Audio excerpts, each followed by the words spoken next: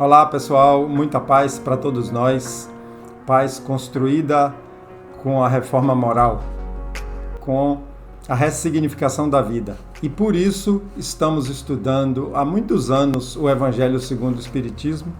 Vamos aqui para mais um estudo.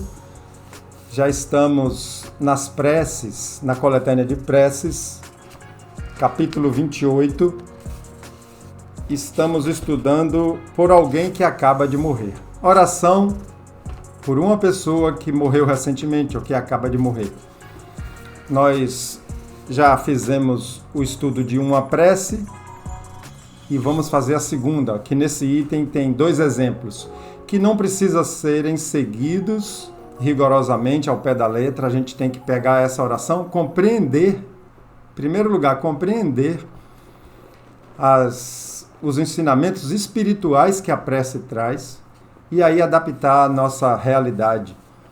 Então, vamos na segunda prece, né? Nesse capítulo 28 é o item 61. É a outra prece. Antes de começar, vamos ler uma nota que Kardec deixou aqui, que ele fala: esta prece foi ditada a um médium em Bordeaux, uma cidade da França, na ocasião em que passava pela sua casa o féretro de um desconhecido. Féretro é um caixão. Então, ia passando um caixão na frente da casa de um médium. E um espírito aproveitou, que já trabalhava com ele, e deu essa comunicação, fazendo essa prece que Kardec inseriu aqui no Evangelho segundo o Espiritismo. Então, vamos a ela. Senhor onipotente, que a tua misericórdia se estenda sobre nossos irmãos que acabam de deixar a terra.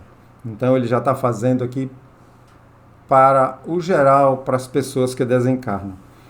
Que a tua luz brilhe para eles. Tira-os das trevas. Abre-lhes os olhos e os ouvidos. O que é a luz brilhar? A luz brilhar é trazer o conhecimento, o entendimento das coisas espirituais. Então, o primeiro pedido da prece é que chegue para aquele desencarnado, que a gente chama de morto, que não é morto, que chegue para ele a luz, o entendimento, a clareza do que está acontecendo.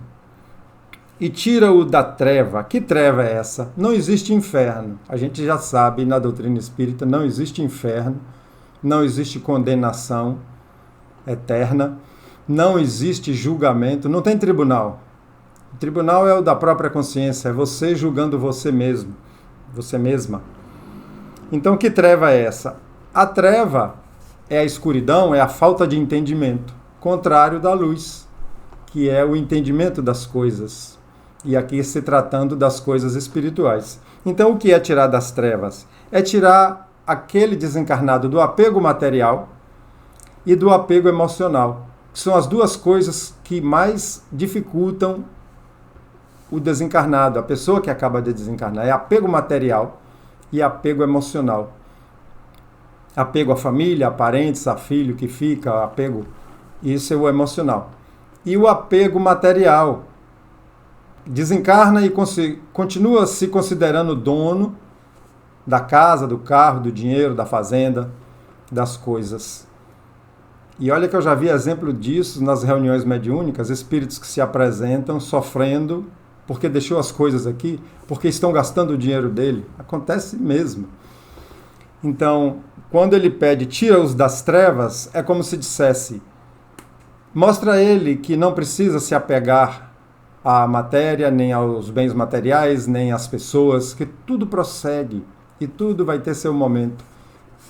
Então, tira-os da treva, abre-lhes os olhos e os ouvidos, que os bons espíritos os cerquem e lhes façam ouvir palavras de paz e de esperança. Então, os bons espíritos se acercam e ele tem que estar preparado para ouvir, porque às vezes, se tiver muito mergulhado em sentimentos negativos, nem ouve os espíritos. Então, o pedido é esse, que ele escute os ensinamentos dos bons espíritos.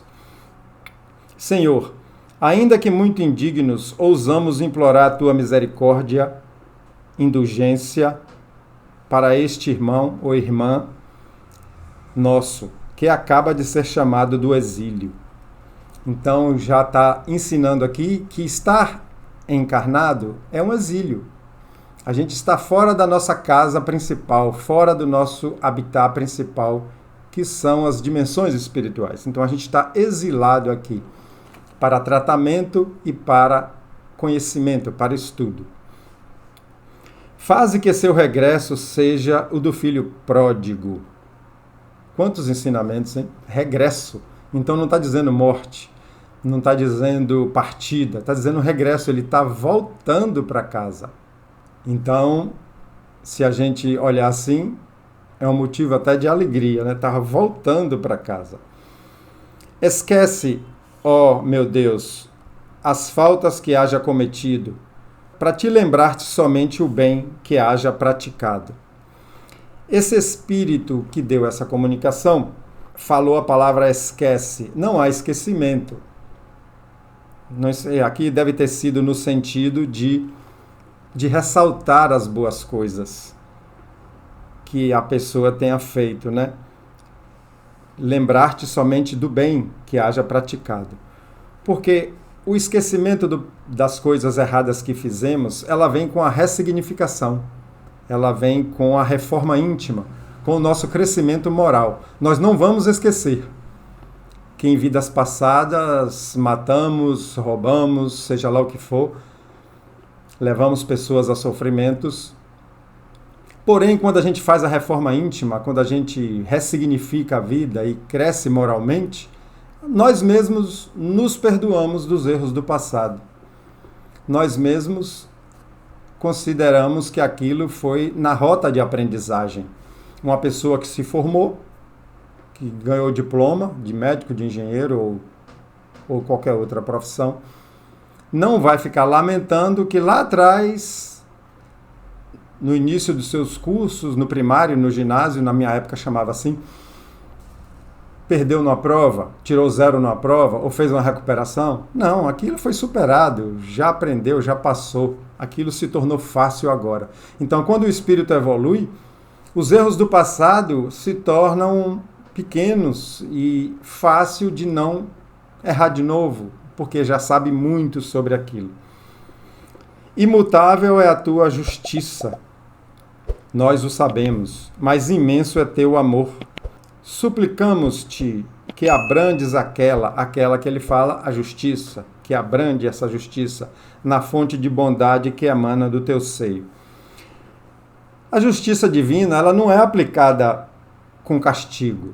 A doutrina espírita deixa claro para a gente que a justiça divina é aplicada com tarefas, trabalhos, tratamento espiritual na reencarnação, e que a própria lei da natureza impõe limites.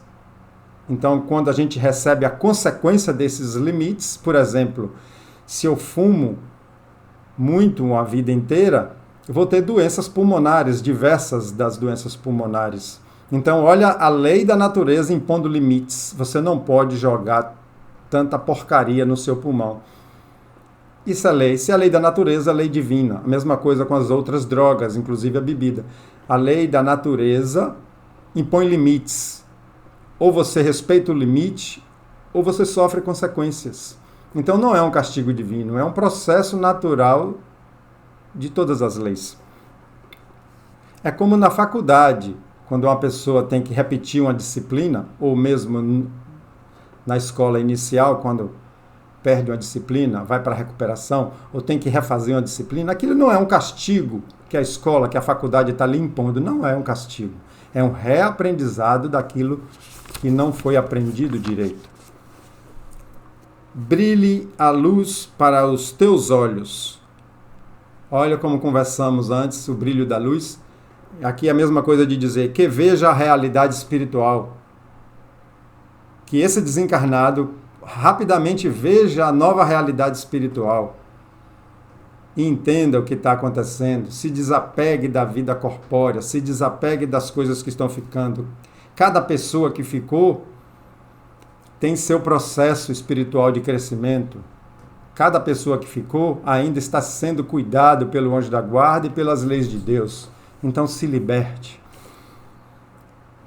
Brilhe a luz para teus olhos, irmãos que vêm de deixar a terra. Aqui ele já está dirigindo a palavra diretamente ao desencarnado, ao morto. Que os bons espíritos de ti aproximem, te cerquem e ajudem a romper as cadeias terrenas. Compreende e vê a grandeza do nosso Senhor. Submete sem queixumes à sua justiça, porém, não desesperes nunca da sua misericórdia. Então, quando ele fala aqui da justiça, aceitar sem queixumes a justiça divina, como que a justiça divina está sendo implementada nesse momento que o desencarnado sai do mundo material e entra no mundo espiritual? É a vibração na qual ele se insere, ele se depara. Aí é que está a justiça das coisas, da natureza das coisas de Deus. Se eu vibro numa vibração inferior, trazendo perturbação para a sociedade, para as pessoas, quando eu desencarnar, estarei inserido numa vibração compatível com isso. É assim que eu vejo a justiça do processo. Se a pessoa pratica o bem o tempo todo, se a pessoa pratica o bem predominantemente, se a pessoa tem uma facilidade em perdoar e não guardar mágoa, ao desencarnar, entrará numa vibração suave, estará diante de seus iguais de vibração suave. É assim que se estabelece a justiça. Então ele está dizendo aqui, sem queixumes, veja a vibração, veja o local que você chegou no mundo espiritual e não reclame. Isso faz parte de seu campo de sintonia. É aí que você tem que trabalhar, replanejar, reencarnar, para galgar melhoras na sua condição espiritual. Nós reencarnamos quase que infinitamente, né? Não é infinitamente, nós reencarnamos por longos e longos tempos, até aprendermos. Só que cada vez mais as reencarnações são mais leves, menos pesadas, menos sofridas. Cada vez mais o espírito vai dominando a sua capacidade de ficar em paz.